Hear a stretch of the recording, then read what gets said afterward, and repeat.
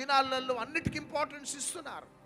కానీ ప్రార్థన అనగానే నెగ్లిజెన్స్. అందుకనే నువ్వు సంపాదించిన సంపాదన చినిగిన సంచిలో వేసినట్లుంది. బట్టలు కప్పుకున్న చలి తీరకుండా ఉన్నది. భోజనం చేసిన ఆకలి తీరకుండా ఉన్నది.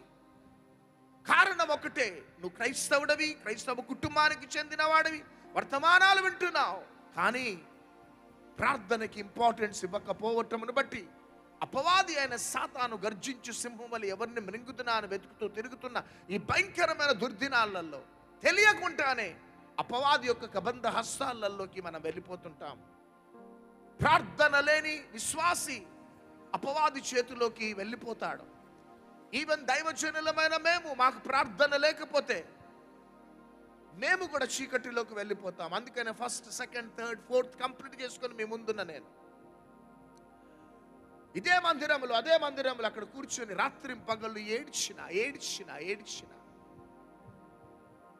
27 రోజులు 26 రోజులు ఎంత ప్రపంచ భారతదేశ తెలుగు రాష్ట్రాలు తిరిగిన మరలా మందసం దగ్గరకు వచ్చి ప్రార్థించటానికి కారణం అది ఖచ్చితం ఒక క్రైస్తవ కుటుంబానికి, ఒక విశ్వాసికి, ఒక సంఘానికి, ఈవెన్ దైవజనులమైన మాకు.